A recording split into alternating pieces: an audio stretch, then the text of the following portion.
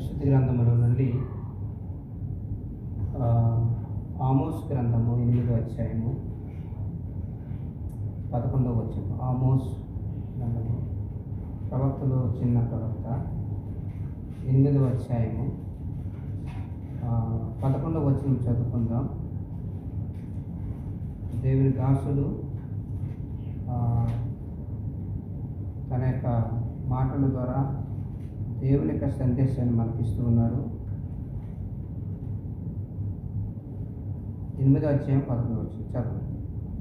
రాబో దినములందు దేశంలో నేను క్షామం పుట్టిందును, అది అన్నపానములు లేకపోవచ్చు చేత కలుగు క్షామము కాక యెహోవా మాటను వినకపోవుట వలన కలుగు క్షామముగా ఉండును. ఇదే యెహోవా వాక్కు. చాలండి. ఇక్కడ ప్రవక్త ఆమోసు చెప్తున్న మాట, దేవుని యొక్క రాకడ బహు సమీపంగా ఉందని మనం గుర్తెరగాలి. ఆయన దేవుడు పొందుకున్న వర్తమానం ఏం చెప్తుంటే క్షామము వస్తుంది. క్షేమము వేరు, క్షామం వేరు. క్షేమం అంటే మీకు మంచి జరుగుతుంది, క్షామం అంటే మీకు మంచి జరగదు. రాబో దినములందు దేశములో నేను క్షామము పుట్టింతును, అది అన్నపానము లేకపోవట చేత కలుగు క్షామం కాక యెహోవా మాటను వినకపోవటం వల్ల కలుగు క్షామముగా ఉండను. ఇదే యెహోవా వాక్కు. కాబట్టి జనులు యెహోవా మాట వినుటకై ఈ సముద్రం నుండి ఆ సముద్రముకు, ఉత్తర దిక్కు నుండి తూర్పు దిక్కునకు సంచరించుదురు కానీ అది వారికి దొరకదు. ఆ దినమందు చక్కని కన్యలు యవ్వనులు దప్పిక చేత సమస్యలెదురు. సంబ్రోని యొక్క దోషమును కారణం దాని తోడనియు, దాను నీకు దేవుని జీవం తోడనియు, బెర్షెబా మార్గంలో తోడనియు ప్రమాణం ఇకను లేకుండా కూలుదురు. ఇక్కడ దేవుని యొక్క మాట ఇప్పుడు విని దాని హృదయంలో భద్రపరుచుకుంటే మన జీవితంలో రాబో దినాలు గుడులు ఉండవు, పాదులు ఉండరు, దేవుని గ్రంథాలు ఉండవు. అప్పుడు మన హృదయంలో ఏముంటుందంటే దేవుని వాక్యం ఎవరైతే విన్నారో, ఎందుకంటే మరియా ఉత్తమమైన దాన్ని ఏర్పాటు చేసుకున్నది, ఆమె హృదయంలోకి వెళ్ళిన నుండి ఎవ్వరూ తీసివేయాలండి. ఎవరన్నారన్నమాట? యేసు ప్రభు వారు అన్నారు. అంటే ఒక రకమైన దినము గుడులు, పాదులు, దైవ గ్రంథాలు ఎవరైతే ఎంకరేజ్ చేస్తారో అందరూ పోతారు, ఎవడ ఉండడు. కానీ దేవుని వాక్యం మాత్రము మీ హృదయంలో ఉంటుంది. ఆ వాక్యం ఏం చేస్తుందంటే మిమ్మలను బలపరుస్తుంది. ఆ వాక్యం కానీ లేకపోతే వచ్చేది ఏంటంటే క్షామము. ఆహారం కాదు, దేవుని వాక్యం దొరకని రోజు ఒకటి వస్తుంది. ఈరోజు వాళ్ళందరికీ అవకాశాలు ఉండి ఎలా లేదు, రేపొద్దున వాళ్ళ అవకాశం వచ్చినప్పుడు మంచాల మీద ఉంటారు. వాక్యం ఇదే చెప్తుందనమాట. నేను దానికి సమయం ఇచ్చాను కానీ అది విననొల్లా ఉండాలి. ఇంకో మాట చూడండి, ఇర్మియా గ్రంథం తీయండి. ఇర్మియా గ్రంథంలో ఒక చక్కటి మాట మనం చూస్తూ ఉన్నాం. 22వ అధ్యాయం 21వ వచనం చూడండి. ఇర్మియా గ్రంథము 22:21 వచనం చూడండి. అక్కడ ఏం రాయబడిందంటే చక్కటి మాట, యెహోవా ఇలాగ సెలవిచ్చుచున్నాడు. చదవండి అది మీరు. నీవు యూదరాజు నగరం పోయి అక్కడ ఈ మాటలు ప్రకటింపము. దావీదు సింహాసనం మీద కూర్చుండు యూదరాజు, నీవును నీ గుమ్మముల ద్వారా ప్రవేశించిన ఉద్యోగస్తులను ఈ జనులు యెహోవా మాట వినుడని ప్రకటింపము. యెహోవా ఇలా ఆజ్ఞించుచున్నాడు, మీరు నీతి న్యాయములను అనుసరించి నడుచుకునేది. ఇక్కడ మనం చూస్తున్నాము, యెహోవా ఇలాగూ సెలవిచ్చుచున్నాడు. ఎవరితో చెప్తున్నాడు? ఉద్యోగస్తులు, నీ జనులు యెహోవా మాట వినుడని ప్రకటింపము. ఎవరు ప్రకటింపాలా? పాదర్లేనా? ఎవరు ప్రకటింపాలా? మనకు కింద మీరు చదవండి, 2వ వచనం మీరు చదవండి. 22వ అధ్యాయం 2వ వచనం ఇర్మియా గ్రంథము. లేదా మీ బైబిల్లో?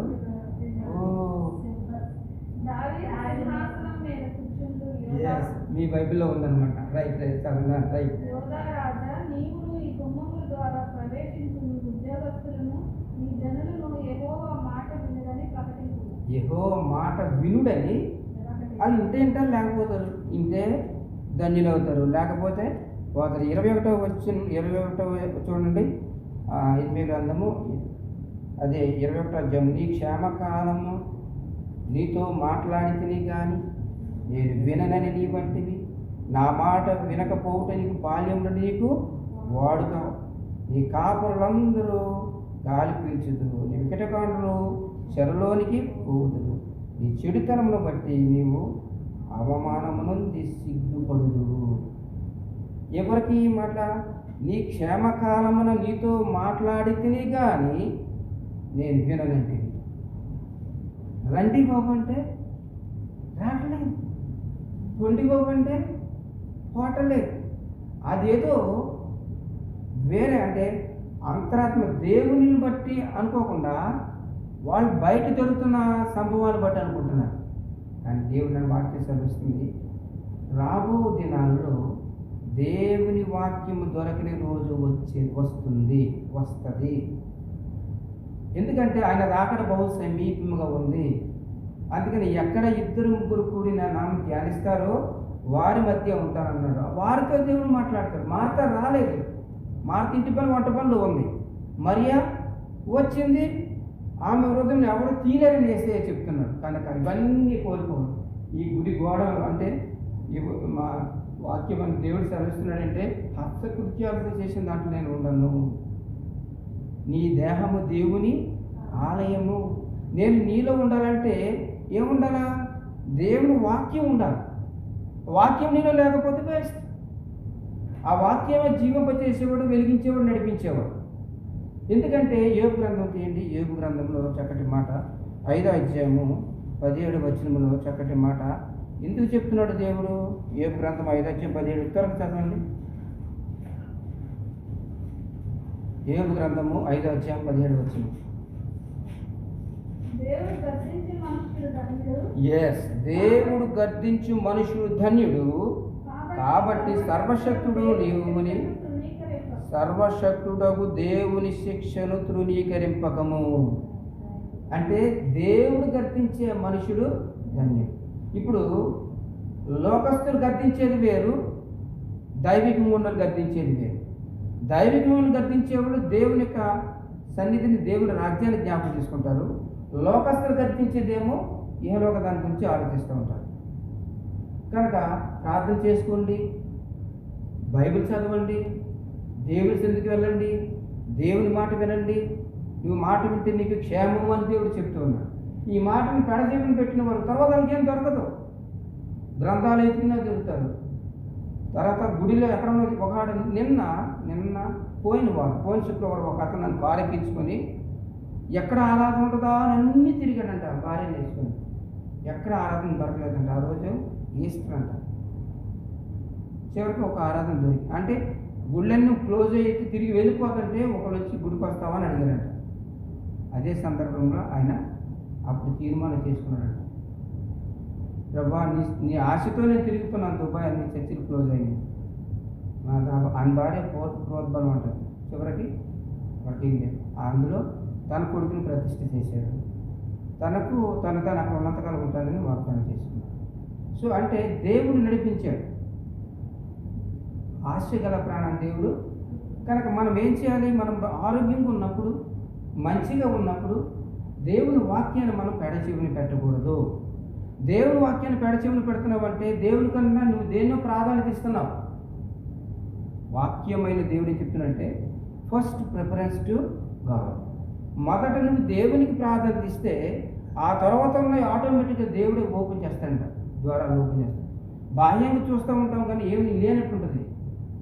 కానీ చూడండి, తేగలు తవ్వుతున్నప్పుడు ముందే ఏం కనపడుతుంది మనకి? ఆకు సన్నం తవ్వే కొందరు ఏమవుతూ ఉంటుంది, లావు. ఇంకా తావాలంటే మొక్కలు వేసి ఇంకా ఇంకా ఇంకా ఇంకా అంటే దేవుళ్ళకి వెళ్ళినప్పుడు ప్రార్థన చేయడం ప్రారంభించినప్పుడు మొక్కలతో కన్నీటితో దేవుని పిత్తువాడు ఆనందాన్ని, అంటే తేగలు తవ్వే కొందిని ఇంకా చేతి తగ్గితే వచ్చేస్తుందా తేగ మోహరించారు. ఏంటంటే ఎంత మీరు తేగలంటే తేగలు తిన్నవాళ్ళు తెలుస్తుంది. మరి తేగ సో అలాగే దేవుని దగ్గరికి వచ్చిన వాడు, దేవుని రుచి చూసిన వాడు దేవుళ్ళు నీలమై పోవాలనుకుంటాడు. దేవుని గురించి ఆలోచిస్తాడు. వాటి దేవుడు చూసుకుంటాడే, నథింగ్, పర్లేదు దేవుడు చూసుకుంటాడు అనుకుంటే పూర్తిగా యూ డిపెండ్ అపాన్ గాడ్. ఎప్పుడైతే దేవుని మీద ఆధారపడావో, ఆధారం నీవేనయ్యా, నా ఆధారం నీవేనయ్యా, కాలము మారిన కష్టాలే తీరిన కారణం నీవేనయ్యా. అంటే లోకములు ఎన్నో జయాలు, కానీ ఈ జయాలు మించిన జయము ప్రభు నమ్ముకున్నవారు. మీరు ఏదో అనుకుంటున్నారు, కానీ దేవునికి మనకు కనెక్షన్ లేకపోతే, ఆయన స్వరం వినకపోతే, ఆయన దర్శనం చూడకపోతే, ఆ వాక్యం రుచి చూడకపోతే ఆయనలో జీవించడం, నిలబడటం కష్టం. లోకం పగ్గాలేసి రాగుతూ ఉంటుంది. ఆ లోకంలో పడిపోతాం, కానీ దేవుళ్ళు రాలేము. అందుకనే ప్రార్థన చేయాలి, బైబిల్ చదవాలి, వాక్యము అనుదినం ఆయన గడపేద్దా కనిపెట్టు. కీర్తనకాలు మొదటి వచ్చిన 3 దేవుడు వికెట్ చేశాను. దుష్టులు ఆలోచన చెప్పుకున్నాడు వద్దు, పాపుల మార్గం నిలవద్దు, అభాషలు గుర్తుచోడను. కానీ ఏం చెప్పాడు చివరికి? యెహోవా ధర్మశాస్త్రం ముందు ఆనందించు. అంటే రాత్రి పగలు. నాకు కొడుకున్న ఒక్కసారి నిద్ర రాకపోతే నేను వెంటనే బైబిలే తీసుకుంటాను. ఎందుకంటే సమస్యలు, నీకు ఆ సమస్య ఉందని నొప్పుతూ ఉంటుంది, నువ్వు ఎలా నిద్రపోతున్నావు ఉంటుంది. ఆ సమస్య నుంచి ఒక వాక్యం తీస్తే దేవుడి వల్ల అది వెళ్ళిపోతుంది, నేను నిద్రపోతాను. నేను ఒక్కోసారి ప్రభు అన్నీ తిరగేసేసి రాసేసుకుంటాను. అక్కడికి వెళ్ళిన తర్వాత అది రాదు. తెల్లారు చదివిన దగ్గర కనపడదు. ఏమైంది? రాసుకున్నాను, పూసుకున్నాను, చూసుకున్నాను, ఎన్ని చేశాను, ఏంటి ప్రభు ఎలా జరిగిపోయింది అంటే, నా ఆలోచన, నా తలంపులు వేరు, దేవుని తలంపులు వేరు. ఆయన నువ్వు నిలబడు, అక్కడ నేనేం మాట్లాడాలో, ఆయన పనిలో మనం ఉన్నప్పుడు ఆయన మన పనిలో ఉంటాడు. ఇది మనకు. అందుకనే క్షేమకాలము, క్షేమం అనేది రోజు ఇప్పుడు ఉన్నాయి, తిరుగుతున్నాం.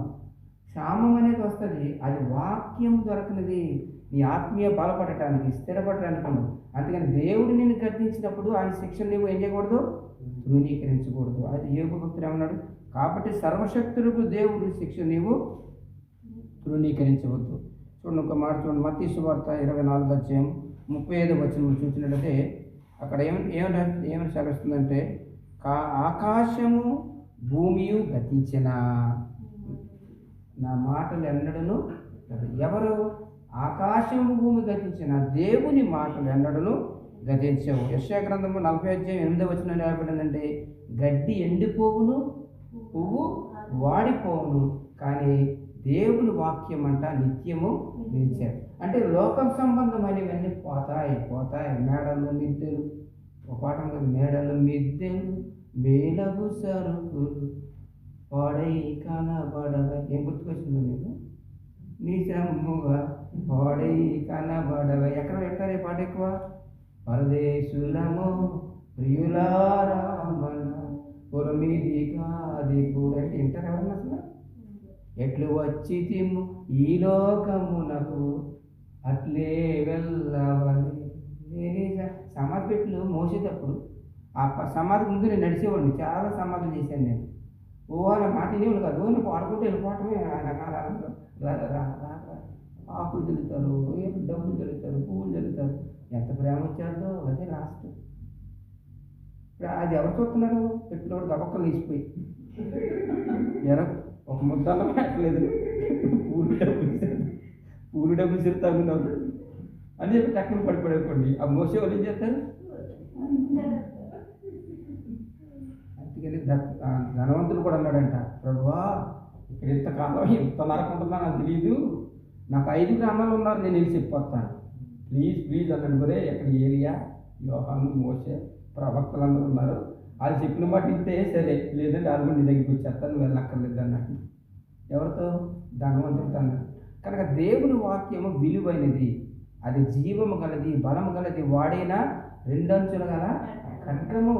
ఆ వాక్యము ఖండిస్తుంది, తప్పుదిద్దుతుంది, చివరికి మనం ఊపిలో నుండి పైకి తీసుకొస్తుంది. దేవుని స్తోత్రం. హల్లెలూయా. ఇంకొక వాక్యం చూడండి, యెషయా గ్రంథంలో 34:1 ఏమన్నంటే, రాష్ట్రములారా నా మాట వినండి. ఆయన అన్నాడు, దేశ నివాసులారా నా మాట వినండి. అంటే అందులో మనం ఉన్నాం. ఇంకో చోట ఏముందంటే యెషయా గ్రంథంలో ఎద్దు తన యజమాని నెరుగును, గాడిద తన సొంత దుడ్డి నెరుగును, కానీ నా ప్రజలు మాత్రం నన్ను ఎరుగుకున్నారు. ఎందుకు ఎరగట్లేదు? మీరు సెల్ తీశారనుకోండి, సపోజ్ సెల్లో వాక్యం 2 ముక్కలు వస్తేనే జాగ్రత్తగా వింటారు. అంతకు మించి పెరిగిందనుకో టక్కుమని జరిగిపోద్దంట. ఆ 2 ముక్కలు ఒకడంట పైపులను మూసాడు, ఇలా తెచ్చాడు. ఇస్కరియోతు ఉరిపెట్టుకొని నువ్వు అని పొద్దున్నే లేచి తెచ్చింది ఏంటని చెప్పి మళ్ళీ రెండోసారి తీసాను.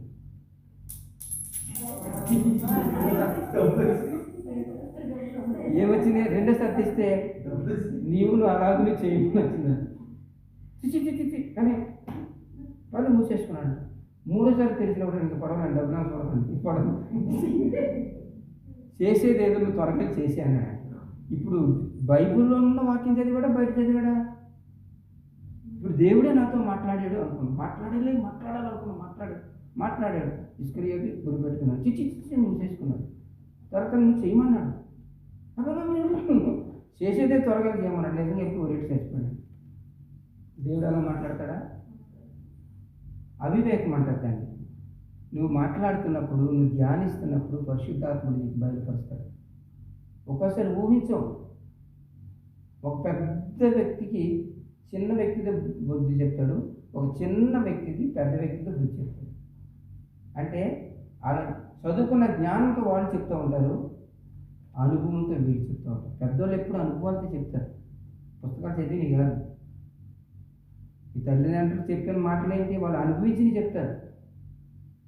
ఏంటి ఒరే నాయన నువ్వు రంగులు రాకుండా దాన్ని ఏమంటారు? పెద్దగా తిరుగుతుంది జైన్ అది ఎక్కద్దు, కళ్ళు తిరుగుతాయి అన్న చెప్పిన మాట ఏమిటి? అందరూ మన ఊళ్ళో ఎక్కుతున్నారు, అందరూ ఎక్కుతున్నారు. ఎంత కుళ్ళు! ఎక్కిన తర్వాత కేకలైతే అది ఆగుద్దా? చెప్పినప్పుడు వాంతి చేసుకో అక్కడే, అరువు అక్కడే. ఇక నువ్వు కట్టేస్తే క్షేమం వస్తావు, లేకపోతే నువ్వు అక్కడ నుండే ఎగిరైపోతావు ప్రాణం. చెప్పినప్పుడు వినకుండా అప్పుడు రెండోసారి ఒరే అదంటే ఆడెవడ ఏం చేస్తాడు? రెండోవాడు చెప్తాడు, బాబు ఊరి నాయన నేను చచ్చిపోతాను అనుకున్నాను, బతికేంద్ర బాబు. నేను కూడా అలా చేశాను. నా పిల్లలు తీసుకెళ్ళి రాజమండ్రి పడవ ఈ పక్కకి ఆ పక్కకి ఇలాగే ఊగుతుంది, అంతే ఇలాగే ఊగుతుంది కదా అని పడవే కదా అని చెక్క పడవని కూర్చున్నాను. ఆడు మిషన్ ఆన్ చేశాడు, వాళ్ళేమో హ్యాపీగా ఉన్నారు. నేను అంత అప్పుడు దాకా ఎన్ని తిప్పుదాను, నా కళ్ళు తిరిగిపోయి కింద పడిపోయి మైండ్ అంతా అయిపోయి వాంతి వచ్చేసి ఇంకా తిప్పాల్సి నేను తిప్పలేదు. పదండి ఇంటికి వెళ్ళలేకపోతున్నాను, ఉండలేకపోతున్నా అంటే కళ్ళు తిరిగిపోయి అనుకున్నది ఒకటి జరిగింది ఒకటి. వీళ్ళన్నీ ఆశలు పెట్టుకుని వచ్చేసారు, అన్నీ తిరిగేద్దామని. కానీ ఆ పడవ ఎక్కటం వలన వాళ్ళకున్నాయన్ని దేవుడు ఒక్కోసారి మన పాఠాలు నేర్పుతాడు. ఇప్పుడు రెండోసారి పడవ ఎక్కుతానా? నేను ఎక్కను. కేజీ బంగారం ఎక్కుతానన్నా ఎక్కను. కారణం ఏంటి? నాకున్న భయం. సో అలాగే దేవుడు ఏమంటున్నాడంటే, ఇప్పుడు నువ్వు దేవుని వాక్యాన్ని సంపాదించుకో, ఇప్పుడు దేవుని మాటలు విను. ఇప్పుడు ఆ వాక్యాన్ని నువ్వు అది ఎప్పుడైతే నీ హృదయంలో అనే పలక మీద దాచుకుంటావో ఫ్యూచర్ రాబో దినాల్లో క్షామం అనేది వస్తుంది. గుడులు గోపురాలు ఉండవు, మందిరాలు ఉండవు, పాదులు ఉండవు, పంతులు ఉండవు, ఎక్కడెక్కడందరూ. మొన్న విన్నాను, పాదిరి గారు ఒక ఆవిడ విశ్వాసం అంటే వేరే కదా. పాదిరిలు ఏం చెప్పినా వింటారు కదా మీరు. చాలా అంతే పాస్టర్లు అందరూ బోధకులు మీరు చెప్తుంటే మీకు బుర్ర నిండా జ్ఞానం ఎక్కువైపోయింది. పాస్టర్ గారు ఏం చెప్తే అదే చేసేసారండి. చివరికి అందరూ చచ్చిపోయారు. విశ్వాసం లాస్ట్కి వెళ్ళిందంట. బిషప్ పోయాడు, రెవరెండ్ పోయాడు, పాదిరి పోయాడు, పెద్ద పోయాడు. అందరూ మాట్లాడి మీరే క్షేమంగా ఎక్కువ కాలం బతుకుతున్నారు. సరే లాస్ట్ మీ టైం వచ్చింది. వెళ్తున్న టైంలో ఏం జరిగింది? పరలోక రాజ్యంలోకి వెళ్ళడానికి ఆ యొక్క వజ్ర వైడూర్యం అనే ఆ మేడలో తీసుకెళ్ళడానికి దేవదూతలు ఎదుర్కొంటున్నాయండి విశ్వాసం. అయ్యి బాబోయ్ ఎంత మంచిగా దేవతల్లో సంతోషం జరుగుతాయంట. పక్కన నరకంలో శబ్దాలు వినపడుతున్నాయి, యోహాన్ గారి పేరు వినపడుతుంది, కేకలు వినపడుతుంది. అయ్యో ప్రతి సంగతి గారు ప్రతి దానికి వచ్చి పార్టీ గారు అలాగే ఇలాగే అంత ఇవ్వాలమ్మా ఇంత ఇవ్వాలమ్మా నేను నా దగ్గర అది తీసుకెళ్ళేవాడు, బియ్యం ఎట్టుకెళ్ళేవాడు, డబ్బులు ఎట్టుకెళ్ళేవాడు. ఒక్కసారి మా యోహాన్లా ఉండి చూసాను వెళ్ళకూడదు అంటే లేదండి చూసి చెప్తాను రిక్వెస్ట్ చేసుకుని వెళ్ళిందంట. ఏదైతే యోహాన్ గారు ఆమె నరకంలో శివురా అంటదా అట్టు ఎక్కుతున్నప్పుడు ఆమె గారు అంటే అమ్మా అమ్మా అయ్యో పాదుగారు నా బాప్తిస్మిచ్చి పాదుగారు పండగలు వచ్చి అయ్యో బిషప్ గారు రెవరెంట్ గారు ఇప్పుడు వాళ్ళందరూ ఏమైపోయారు? సెంటర్లో ఒకడు, మధ్యలో ఒకడు, అంచులో ఒకడు, చెప్పిన వాళ్ళందరూ అక్కడికి వెళ్ళిపోయారు. అంటే చెప్పడానికి చెప్పారు కానీ వాళ్ళు ఏం చేయలేదు, పాటించిన వాళ్ళు ఎవరు? ఇదేనా? ఇప్పుడు మీరు ఎక్కడికి వెళ్తారు? మరే ముందు బాధపడతారు, గట్టిగా తెలుస్తుంది. పల్లోకానికి వెళ్ళాలని ప్రయత్నం అంతా మేము చెప్పి మేము అవ్వలేదు. మీరు రెడీగా ఉన్నారు కదా, సిద్ధంగా ఉన్నారు. అంతేగాని మీరు ఏంటున్నారు? ప్రతి మాటని ఏం చేస్తున్నారు? హృదయంలో దాచుకుంటున్నారు. వాక్యానుసారం ప్రకటన మొదటి 3 వచ్చిన ఏముంది చదవండి. ఈ వాక్యము చదువువాడును ఇందులో వ్రాయబడిన సంగతులు గైకొనివాడు ధన్యుడని సెలవిస్తున్నాడు. ఈ వాక్యం చదివేవాడు, ఇందులో వ్రాయబడిన సంగతులు గైకొనివాడు ధన్యుడని సెలవిస్తున్నాడు. ఎందుకంటే యేసు ప్రభువారు ఈ లోకంలోకి వచ్చి ఎవడు నా మాట విని వణుకుచుండునో నేను వానిని దృష్టించున్నానని సెలవిస్తుంది. దేవుని మాట మనం వినినప్పుడు అది జీవము కలిగిన మాట. ఏంటంటే దేవుని వాక్యం ఏం చేస్తుంది ఈ లోకంలో ఉన్న మనకి?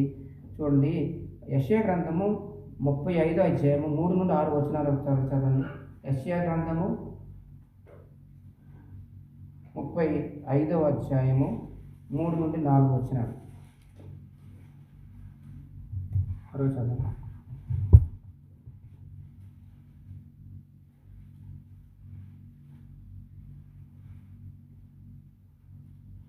చెప్పలేదా? నేను చదువుతున్నాను. యెషయా గ్రంథం చెప్పాను. దేవునికి వాక్యము 35వ అధ్యాయము. యెహోవా మహిమ మన దేవుని తేజస్సు చూడు. సడలిన చేతులు బలపరచుడి, తొట్టెళ్ళ మోకాలు దృఢపరచుడి, దద్దరిలో హృదయములు ఇట్లనుడి. భయపడక ధైర్యంగా ఉండుడి. ప్రతిదండన చేయుటకే మీ దేవుడు వచ్చుచున్నాడు. ప్రతిదండన దేవుడు దయ కలిగిన ప్రతీకారము ఆయన చేయను. ఆయన వచ్చి తానే మిమ్మల్ని రక్షించను. గుడ్డి వారికి కన్నులు తెరవబడును, చెవిటి వారికి చెవులు వినిపించబడును, కుంటి వారికి దుప్పి వలె గంతులు వేదురు, మోగవారు నాలుక వాడును, అరణ్యములు నీళ్లు ఊరుకొను, అడవిలో కాలువలు పారు. యేసుప్రభు రాకముందే ఆయన గురించి ఆయన చేసే పనులు ఇక్కడ రాయబడి కనుక ఒకనొక కాలం వస్తుంది, అది దుర్దినాలు, అది భయంకరమైన దినాలు. ఆ దినాలు మనం ఎదుర్కోవాలంటే దేవుని వాక్యం ఖచ్చితంగా మనలో ఉండాలి. ఒక మాట చూడండి, ఎందుకంటే ఇర్మియా గ్రంథం 22వ అధ్యాయంలో భక్తుడు అనిసిన దేవుని మాట వినాలి. వినకపోతే మనమే నష్టపోతాము, మన ఆత్మీయ జీవితమే పాడైపోతుందని వాక్యం సెలవిస్తున్నాడు. 23వ అధ్యాయం 29వ వచనం చూడండి. దేవుని మాట అగ్ని వంటిది. దేవుని మాట ఎలాంటిదంటే అగ్ని వంటిది. ఈ పాట మీరు నేను కూడా ఒకసారి శుద్ధి వలే పాట బలమైనది విలువైనది నా యేసు నీ నోటి మాట, యేసయ్య మాట జీవపూట, పరమున నడిపించు బాట, కత్తి వలే ఖండించును, శుద్ధి వలే సరిచేయును, బలమైనది విలువైనది నా యేసు నీ నోటి మాట. చదవండి ఇర్మియా గ్రంథం 23వ అధ్యాయం 29వ వచనం చదవండి. చదవండి. నా మాట అగ్ని వంటిది కాదా? అగ్ని వంటిది కాదా? బండను బద్దలు చేయు సుత్తి వంటిది కాదా? కాబట్టి తమ జతవాణి యొద్ద నుండి నా మాటలను దొంగిలించి ప్రవక్తలకు నేను విరోధిని. ఇదే యెహోవా వాక్కు. స్వేచ్ఛగా నాలుకల వాడించుకొనుచు వేరోక్తులను ప్రకటించి ప్రవక్తలకు నేను విరోధిని. ఇదే యెహోవా వాక్కు. మలకి గ్రంథంలో కూడా చూడండి 3వ అధ్యాయం 2వ వచనంలో ఇక్కడ కూడా చూడండి, అక్కడ చక్కటి మాట. దేవుని యొక్క మాట అగ్ని వంటిది. దేవుని మాట ఒక శుద్ధి లాంటిది. దేవుని యొక్క మాట ఒక సబ్బు లాంటిది, సరిచేసేది. ఆ దేవుని యొక్క మాట గురించి ఈ విధంగా రాయబడుతుందన్నమాట. చదవండి వచ్చిన తీయలేదా? మలకి గ్రంథము 3వ అధ్యాయము 8వ వచనం అండి. అందరి దగ్గర బైబిల్ ఉన్నాయి కదా అమ్మ. 2వ వచనం చదవమ్మా. మలకి 3:2. ఆయన వచ్చు దినమున ఎవరు సహింపగలరు? ఆయన అడుగగా ఎవరు ఓర్వగలరు? ఎస్, కంసాలి అగ్ని వంటి వాడు, చాకలవాణి సబ్బు వంటి వాడు.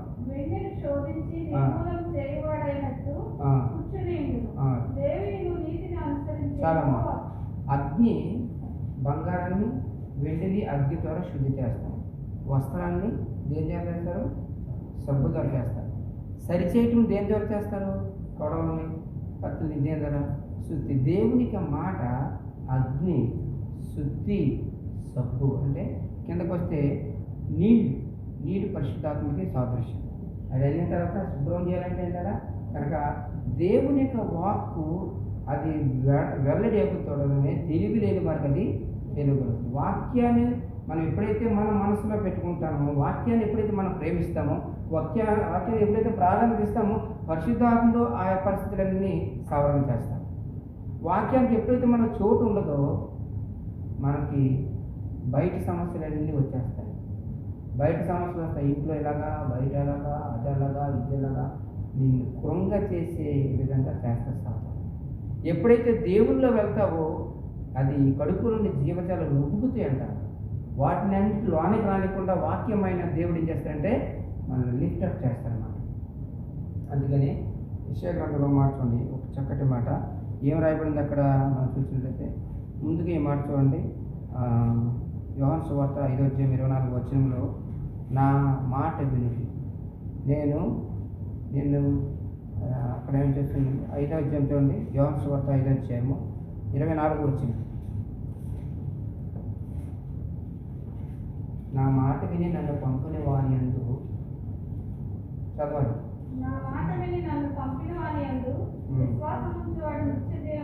నిత్య జీవం గలవాడు.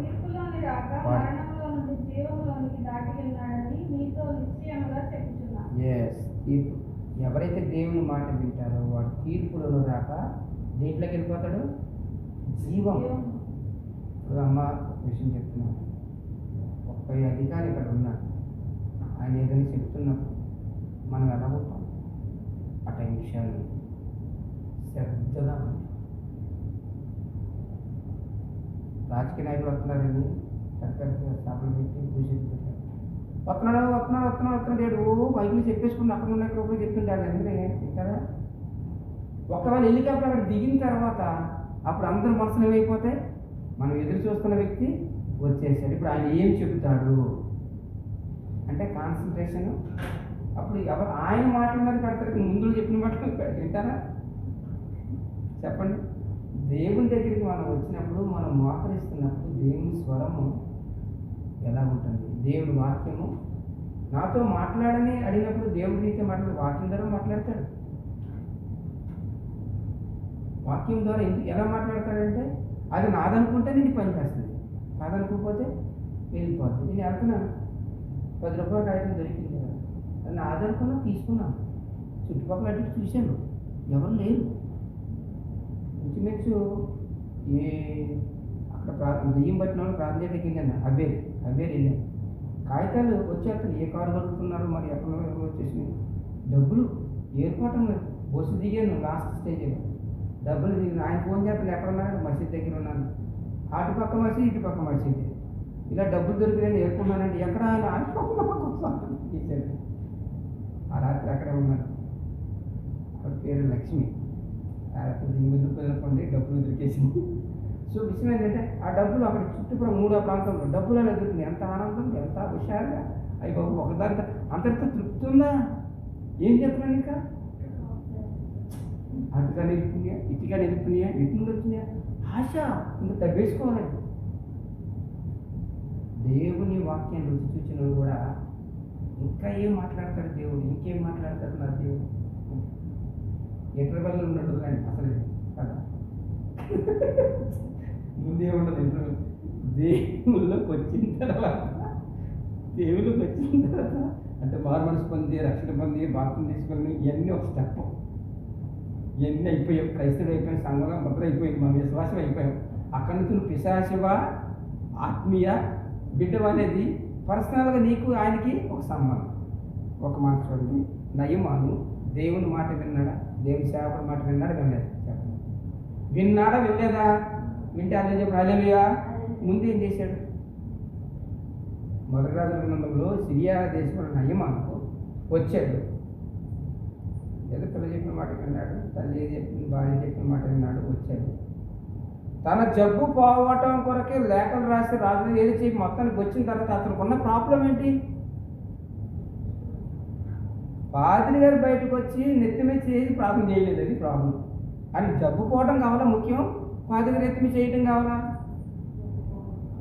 ఏంటి, అందరు టికెట్ కోసం లైన్లో నిలబడ్డారు. ఏంటి, ఎవడో పక్కన తీసుకొచ్చి బ్లాక్లో టికెట్ ఇచ్చేసాడు. ఇప్పుడు నీకు టికెట్ కావాలి కదా, మన లైన్లో నుంచోరా మీరు? ఏది కావాలి ముఖ్యం? ఇంకా లైన్లో పనే ఉంది. దైవజనుడు ఆయన మాట వినలేదు. దైవజనుడు చెప్పిన మాట లేదు. ఎవరు చెప్పిన మాట ఏంటో తెలుసా? అతనితో వచ్చిన వాడు వాడి మీద కోతిని తెమ్మలేదు కదా, తెమ్మంటే తీసేస్తాయి, త్యాగాలు తీసేస్తావు కదా. 7 సార్లు పాము మొనగొట్టం ప్రారంభించాడు. 7వసారి మునిగి లేచేటప్పటికి అతని దేహము పసిపిల్ల దేహం. నయమాను దేవుని సేవకుడి మాట విన్నాడు, హెల్త్ అనగా ఆరోగ్యం ఉంటుంది. ఏలియా విధవరాలతో నీళ్ళు ఇమ్మన్నాడు. ఆవిడ సర్దామని పోతుంది, విషయం చెప్పింది. సరే అదేంటి ముందు మంచిగా అన్నాడు. తర్వాత మంచిగా ఎత్తండి ఏమన్నాడు? ఇంకోటి అప్పు ఇమ్మన్నాడు. ఈ కొంచెం పిండి కొంచెం నీళ్ళు తిని సర్దాం అనుకుంటే దీంట్లో అడుగుతాడేంటి అని అనుకుని అనలేదు. ఆయన చెప్పింది చేసింది. వెంటనే అద్భుతం ఏం జరిగింది? 3.5 సంవత్సరాలు వర్షం పడేంత నూనె తగ్గలేదు, పిండే తగ్గలేదు. యేసయ్య తల్లి ఆయన మీతో చెప్పింది చేయండి అన్నాడు. ఎవరితో? శిష్యులతో. ఎవరితో? ఆ యేసయ్య ఏం చెప్తాడు బాగా రాత్రి బాగా నీళ్ళు నింపామన్నాడు. నింపారు కాబట్టి నీళ్ళు ఏమైపోయినాయి? ద్రాక్షరసంగా మారిపోయి. అంతే, ఆయన చెప్పింది చేశాడు. యేసుప్రభువు మత్తయి సువార్త పక్షవాయు కలవడు వచ్చాడు, నీ పాపాలు క్షమింపబడ్డాయి, నీ మనసులో వెళ్ళిపోమన్నాడు. ఆయన చెప్పింది చేశాడు. పక్షవాతం ముదిరిపోయింది, మనసులో నిలిపాడు. సంవత్సరం 5 ఎక్కడికి వెళ్ళాం? 38 సంవత్సరాలు ఆడు కొడుకున్నాడు. అడిగి అది అలవాటు అయిపోయింది. నీ పరిగెత్తుని వెళ్ళిపోమన్నాడు. ఆయన చెప్పింది చేశాడు. అయితే యూదా మత కైపాచారులు మాత్రం అతన్ని పట్టుకొని చంపి ఏదో చేయాలని తప్పులు ఎదుగుతూ ఉన్నాడు. నువ్వు మంచి చేస్తున్నప్పుడు, దేవుని వాక్కు నీలో వెళ్ళినప్పుడు దైవ కార్యం జరుగుతుంది. ఆయన మాట, నేను నా మాట వింటే ఆత్మీయంగాను, మానసికంగాను, శారీరకంగా బలపడతావు. రాబో దినంలో ఎలాంటి సమస్యలు వచ్చినా నువ్వు భయపడిన అవసరము లేదు. అందుకనే దేవుని యొక్క భయము లేదు, దిగులు లేదు. జీవిత యాత్రలో యేసు ప్రభు మనతో నుండ భయము లేదుగా. యేసు ప్రభు కొంచెం గట్టి పడము. హల్లెలూయా హల్లెలూయా హల్లెలూయా హల్లెలూయా. గాలి తుఫాను రేగి అలలు పొంగిన అవిశ్వాస నామమున కొట్టబడిన సముద్రము పొంగి నురుగు కట్టిన యేసు ప్రభు మనతో నుండ భయము లేదు. అప్పుడు పేతురు వాళ్ళందరూ శిష్యులు పడవలో ఉంటే పడవ మునిగిపోతుంటే బాబోయ్ దైవాన్ని ఏడ్చాడు. అప్పుడు యేసు ప్రభు గారు నేనే అన్నాడు. నువ్వైతే నేను ఎవరన్నారు? పేతురు నేను వచ్చేస్తున్నాడు. ఎవరన్నా అంటారు అలాగా? నేను వస్తాను రమ్మన్నాడు యేసయ్య. ఆయన చెప్పాడు, ఆయన చేశాడు. కొరియాలో 4 యవనస్తులు ఆడవాళ్ళంట. అప్పుడు పేతురు నడిచాడు కదా, యేసుప్రభు చెప్తే అని చిన్న నది దాటాలంట. మనము విశ్వాసం ప్రార్థన చేసుకున్నాం, చేతి పట్టుకుని ప్రార్థన చేసుకుని నేను ప్రారంభించానంట. కొట్టుకుపోయారు అంతే, 4 చచ్చిపోయారు. అప్పుడు ఎవరు రమ్మన్నారు? ఎవరున్నారు అక్కడ? రక్షకుడని యేసయ్య ఉన్నాడు. యేసయ్య ఆజ్ఞ ఇచ్చాడు, నువ్వు రమ్మన్నాడు. నిన్ను ఎవరు రమ్మన్నారు? నీ అతని విషయం ఆవగింగంత విశ్వాసం ఉంటే చాలా నాకు ప్రార్థన చేసుకుని వెళ్ళిపోరండి. అంటే అక్కడ నీకు దేవుడు అక్కడ పంటలు ఇచ్చాడు, లేకపోతే అక్కడ అవకాశాలు అన్నీ ఉన్నాయి. అయ్యన్నీ పక్కనెట్టేసుకొని నీవు ఇలా వెళ్ళిపోతే స్వనీతిని ఆధారం చేసుకొనక దేవుని చిత్తాన్ని మనము అప్పుడు యేసయ్య రమ్మన్నాడు, పేతురు నీళ్ళ మీద నడిచాడు. యేసుని చూడటం మానేశాడు, జరిగిన విషయం గద్దించాడు.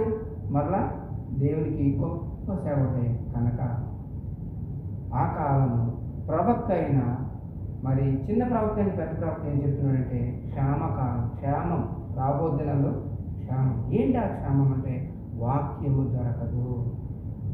అందరూ చెప్పాలి. అందుకే మీరు సర్వలోకానికి వెళ్ళి సర్వ సృష్టికి నువ్వు రక్షణ పొందిన తర్వాత నీ రక్షణ సాక్ష్యము వాటిని చెప్పి నువ్వు మనిషిని పట్టుకుని దేవుని తేవాలి. మీరు గొర్రెలేనా? గొర్రెలు కంటాయా? కాపరి కంటాడా? కదా. మరి ఇప్పుడు మీరు కంట ప్రయత్నం చేయండి, ఆటోమేటిక్గా చైర్లు నిలబడతాయి. మీరు కనకపోతే ఏముండదు, గొడ్డు జీవితమే. గొడ్డు జీవితం అంటే మూడు వారిని జీవితం అంటే చిగురు లేదు, ఫలాలు లేవు. కనుక దేవుని వాక్యము నమ్మదగినది. నీకు చెప్పాలని ఉన్న ఆసక్తి ఉంది కానీ టైం అవుతుంది.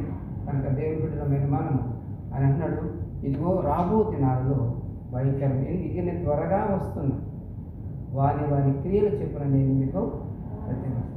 కనుక ఆయన మన దగ్గర రాకముందే మన హృదయాన్ని శుద్ధి చేస్తాడు. మనం ప్రభు కొరకే నిలబడాలంటే వాక్యములు బలపడాలి. ఆయన వాక్యము జీవము గలదై బలము గలదై వాడైనా రెండవ చేతులు కట్టిన ఆ వాక్యం వాడికెళ్తేనే మన జీవితం సరి చేసుకుంటాము. మనం ప్రభు కొరకు జీవించగలుగుతాం. దేవుడు ఇచ్చిన వాటిని జీవించుగాక. ఆమె కళ్ళు మూసుకొని చిన్న ప్రార్థన. మా పరమ తండ్రి, ప్రభా, ఎవడు నా మాట విని ఒలుగుచుండునో నేను వానిని దృష్టించునని సెలవిస్తుంది. విరిగిన హృదయములను అలక్ష్యం చేసేవాడు కారణాన్ని తనకు నిజముగా మొరపెట్టి వారికి సమీపం ఉండే దేవుడు ప్రభా, వినయమ గలవారి ఎద్దును దీన మనసు గలవారి ఎద్దును ప్రభా నేను ఉంటాను, వాడిని ఉజ్జీవింపచేస్తానని సెలవిచ్చానన్న ప్రభా. నీ సన్నిధికి వచ్చి నీ వాక్యము వెలుగు, ఎందుకనగా వాక్యము దీపమైనది. వాక్యము ప్రభా ఆదరిస్తుంది. వాక్యమైన దేవుడు ప్రభా మాకు తెలివి జ్ఞానం ఇచ్చి ఆ రాబో దినాలు దుష్టుల్ని ఎదుర్కొనేటప్పుడు సాతాన్ని ఎదిరించడానికి పరిశుద్ధాత్మ శక్తిని బలాన్ని పొందుకుని ప్రభా నీ కొరకు జీవించే భాగ్యం దయచేసి మా చెడ్డతనపు నిమిత్తమని ముళ్ళ తిరగడం, విచార పనులు బట్టే బల్లెపోటు, దొంగ నడకలు, దొంగ రాత్రులు బట్టి కాళ్ళు చేతులు శీలలు విలాసమైనప్పుడు బట్టి ఈ పంట దున్నబడింది. ఆయన పాపం చేయనివాడు, పాపం పట్టినవాడు పాపరహితుడు, పాపులమైన మా కొరకు చనిపోయావు. సమాజం మా యేసయ్య తిరిగి లేచావు, మృత్యుం చేయడు నీవు చెప్పిన మాట మేము విని ఈ వాక్యమును ప్రభు ఉతక స్థానంలో ప్రభు అడుగుబడిన వారు, వాక్యం చేత భద్రపరచబడిన వారు, ఆ దినాల్లో నీ మాట విన్న వారు స్వస్థతలు కలిగారు. నీ మాట విన్న వాళ్ళు ఆహారాన్ని పొందుకున్నారు. నీ మాట విన్న వారు ప్రభా నాయన దెయ్యాలు ప్రభా దెయ్యంలో సాతానా పో అనగానే అనేకమైన శానాన దెయ్యాలు వెళ్ళిపోయి స్వస్థితుడయ్యారు తండ్రి. నీ మాటలు విన్న వెంటనే వలలు వేస్తే చేపలు విస్తారపడ్డాయి. నీ మాట వింటే చనిపోయిన లాజరు లేచాడు నాయన. నీ మాట వింటే ప్రభావ విధవరాలు కుమారుడు బాగుపడ్డాడు నాయన. ఆ పాడిని ముట్టగానే ప్రభా నీ మాట చిన్నవాడ లెక్కమనగా లేచాడు నాయన. అద్భుతాలు మహత్కారాలు కేవలం నీ మొదటి మాటలలో జీవం ఉన్నది. ఆ జీవం కలిగిన వాక్కు ద్వారా అనేక అద్భుతాలు చేసిన యేసయ్య మా జీవితాల్లో కూడా మీ కార్యం చేస్తారని, నీ మాట మీ ఎల్లని స్వరం మాకు వినిపించి నీ మాటలకు విధేయులై నీ దీవులకు యోగ్యులే వాక్యం మాకు దయచేస్తారని నజరేయుడైన యేసయ్య పరిశుద్ధ నామం ప్రతిమలు వేడుకొనుచు ప్రార్థన చేస్తున్న పరమ తండ్రి. అందరూ లేచి నిలబడండి.